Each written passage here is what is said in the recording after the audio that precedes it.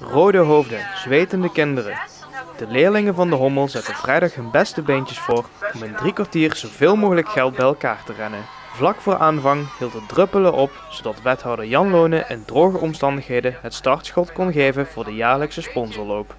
We hebben nu dit jaar gekozen voor 2 goede doelen. 1 dat is voor de stichting Moulay en 2 dat is voor Alpe d'Huez. Toevallig zijn die 2 goede doelen zijn ook 2 ouders van onze school. Dus we vonden ook dat we ook naar onze ouders onze betrokkenheid als school kunnen tonen. De jonge hardlopers deden allemaal op hun eigen fanatieke manier mee. De een zette al zijn energie al tijdens het eerste deel van de loop in om snel veel rondjes te rennen. Een ander koos ervoor iets minder snel te lopen, maar wist daardoor wel in constanter tempo de rondjes te draaien. Ook al waren er veel tactieken, iedereen deed mee met veel enthousiasme. Hoe gaat het? Goed. Goed. Goed. Goed. Hoeveel rondjes heb je al gelopen? 9. 13. 9. 8. En hoeveel geld heb je al bij elkaar gerend? Iets meer dan 17 euro. Het was niet alleen rennen voor het goede doel. Eerder deze week kregen ze gastlessen om te weten waar ze precies geld voor bij elkaar lopen.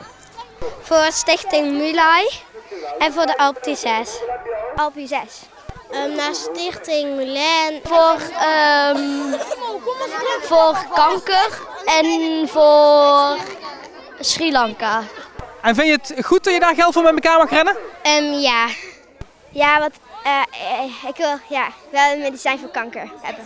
Ja. Omdat kanker moet stoppen, want er gaan heel veel mensen aan dood. Nou, omdat ik het wel zielig vind dat zulke dingen gebeuren. Voordat de kinderen van start gingen, werd het voorlopig eindresultaat bekendgemaakt. Beide doelen mogen ruim 4600 euro samen verdelen. Maar dit is nog niet het eindbedrag.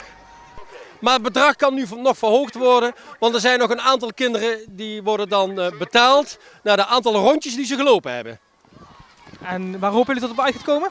Nou, we schatten dat we zo rond de 5000 euro vandaag op kunnen halen. Dan zijn we als school zeer tevreden. En dan hebben onze kinderen dat ontzettend goed gedaan.